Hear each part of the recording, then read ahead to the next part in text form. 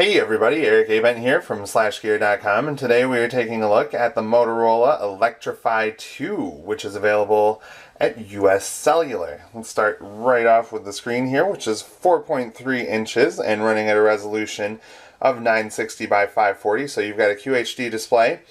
No full HD, but I think that the screen still looks plenty sharp. So if you can get over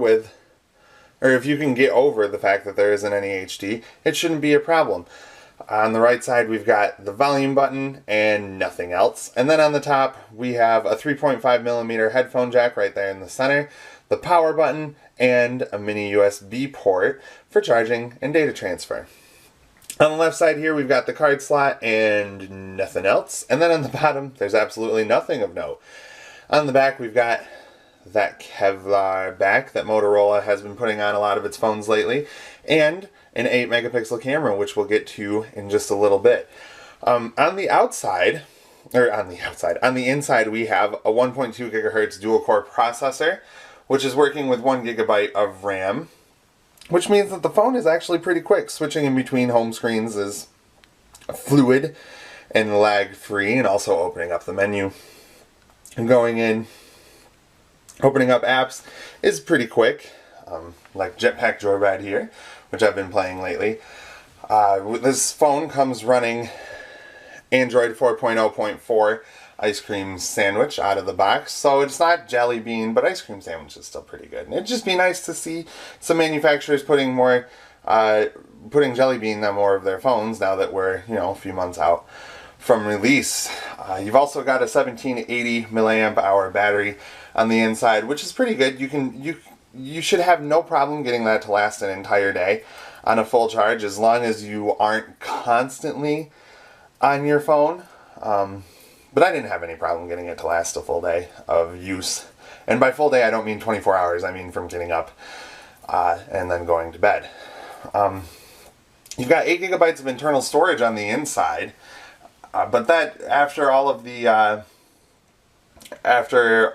pre-installed software and the Android OS is accounted for, that's down to about 5 gigabytes, which isn't too bad considering you've got a micro SD slot to take advantage of, but still, there's a lot of software that comes installed on this thing. You've got a full suite of Amazon apps along with all of the Google apps you could ever want, and then you've got some stuff that you might not use that often, like Zappos, and this Tone Room Deluxe app, which is for ringtones, and you've also got City ID, which lets you know what city and state people are calling from, and US Cellular Daily Perks, which is something of a news hub for any kind of news you could want, entertainment, financial, just regular world news. So that could come in handy. But, I mean, if you're an internet user, you probably already have the sites that you like to visit to get your news, and you'll just want to use the browser for that. But the phone is slim. It's a 1/3 of an inch thick, and it weighs just over 4 ounces. So it's not the slimmest phone, and it's not the lightest phone we've seen, but the fact that it weighs 4 ounces gives it a little bit of heft. It feels sturdy, despite the fact that it's so slim. And also, we've got some invisible waterproofing going on. Or not waterproofing, sorry about that. We've got some invisible splash proofing going on. So while it isn't going to protect your phone in case you drop it in the toilet, or you drop it in a lake if you're out on a boat or something, it will help protect against damage if you get caught in the rain, or you have an accident and you spill something nearby and the water's creeping up to your phone. But overall, it's a solid phone, but there's one problem. It's 3G only, which with carriers all across the country making a push to 4G LTE, that's going to be a problem for some people. For some it doesn't matter. For some don't care whether their phone is 3G or 4G, and if that's you, I say go for it. I like the Motorola Electrify. It's got some respectable specs under the hood, and benchmark test, it did fine. It wasn't the best, but it wasn't the worst, not by a long shot. So if you don't mind the fact that it's 3G only, then this would be a potentially good choice.